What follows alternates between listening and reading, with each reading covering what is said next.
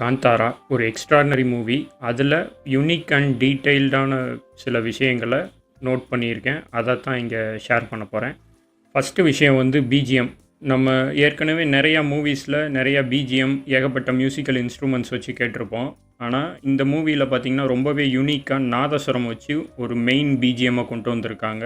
ரொம்பவே எக்ஸப்ஷனலாக இருக்கும். நெக்ஸ்ட்டு பார்த்திங்கன்னா பெர்மியும் கனகவதியும் மீட் பண்ணுற ஃபஸ்ட்டு சீனு. அதில் வந்துட்டு பெர்மி வந்து கையில் ஒரு தேனியை எடுத்து அப்படி பறக்க விடுவார். அது நல்லா நோட் பண்ணிங்கன்னா தெரியும். அது ஒரு குயின் பீ. அந்த குயின் பீயை வெளியே விட்டதும் கரெக்டாக எல்லா பீஸும் ஃபாலோ பண்ணி அப்படி அந்த இடத்த காலி பண்ணிட்டு போகிறத பார்க்க முடியும். ரொம்பவே டீட்டெயில்டாக பண்ணியிருந்தாங்க. நெக்ஸ்ட்டு வந்து பார்த்திங்கன்னா அந்த புலி வர்ற சீனு. அது வந்து பெர்மி கேரக்டரை ஃபேஸ் டு ஃபேஸ் பார்க்கக்கூடிய அந்த ஷாட் வந்து பார்த்திங்கன்னா 2008 வெளிவந்த 10,000 BC அப்படின்ற படத்தில் வர்ற எக்ஸாக்ட் ஷாட்டு. ஆனால் அதை விட இந்த படத்தில் பண்ணது இன்னும் நல்லாவே இருக்கும். எக்ஸ்ட்ராடினரியாக அதுவுமே ரீக்ரியேட் பண்ணியிருக்காங்க.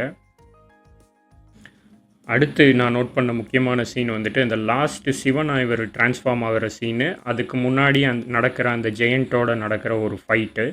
அதை வந்து எல்லோரும் பிரம்ம ராட்சசன்னு சொல்கிறாங்க. எனக்கு அது டவுட்டு தான். ஏன்னா அது நந்தியோட ரெஃபரன்ஸ் தெரியுது. எதனால் அப்படின்னா சிவனுக்கு கணங்கள்லேயே எப்பயுமே கூடையே இருக்கக்கூடிய முக்கியமான கணம் பார்த்திங்கன்னா நந்தி தான். ஸோ அங்கே அந்த இடத்துல வந்து நந்தி எந்த இடத்துலையுமே இல்லை. அப்படி பார்க்கும்போது அந்த பிரம்ம ராட்சசனாக காமிக்கக்கூடியது நந்தியாக இருக்கிறதுக்கும் சான்ஸ் இருக்குது. அடுத்து பார்த்திங்கன்னா ரிஷப் ஷெட்டியோட காஸ்டியூம். இந்த படத்தில் நிறைய இடத்துல பார்த்திங்கன்னா ரிஷப் ஷெட்டியோட காஸ்டியூம் வந்து பரசுராமர் காஸ்டியூமை மேட்ச் பண்ண மாதிரி இருக்கும். அதுவும் அவரோட வெப்பன் கோடாரி கொடுத்துருப்பாங்க. இந்த ரெஃபரன்ஸ் இமேஜை பார்த்திங்கன்னா உங்களுக்கு புரியும்.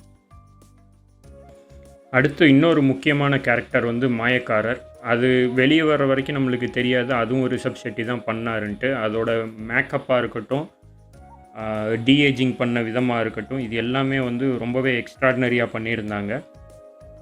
இந்த மூவியை பொறுத்தவரையில் இந்த மாதிரி சின்ன சின்ன டீட்டெயில்ஸ் ஏகப்பட்டது இருக்குது. அதில் ஒரு சிலது சொல்கிறேன். ஆக்சுவலாக அந்த அவங்க உற்பத்தி பண்ணுற உணவு இதில் பார்த்திங்கன்னா ஒரு பகுதியை கொண்டு போய் ஊருக்கு வெளியே வைக்கிறாங்க. பிரம்ம ராட்சசனுக்கு வைக்கிறதா சொல்லி வைக்கிறாங்க.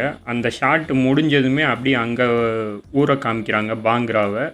அங்கே காமிக்கும் போதே பார்த்திங்கன்னா ஒரு வண்டியில் வச்சு இவங்க வச்ச பொருளை தான் தள்ளிட்டு போகிற மாதிரி காமிப்பாங்க.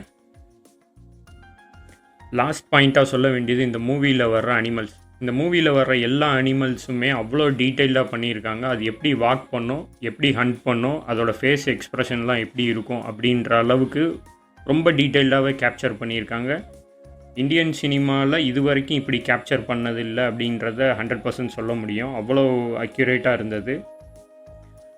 நெக்ஸ்ட் ஒரு வீடியோவில் பார்ப்போம். ஏற்கனவே பார்த்த மாதிரி எக்ஸ்ட்ராடினரி பீப்புள்ஸ் இவங்களை வச்சு வீடியோஸ் பண்ணிக்கிட்டு இருக்கேன். பட் எடிட் பண்ணி அப்லோட் பண்ணுறதுக்கு டைம் இல்லை. முடிஞ்ச அளவுக்கு நான் வீக்லி ஒன்ஸாவது அப்லோட் பண்ண ட்ரை பண்ணுறேன். நெக்ஸ்ட் ஒரு வீடியோவில் பார்ப்போம். தேங்க்யூ.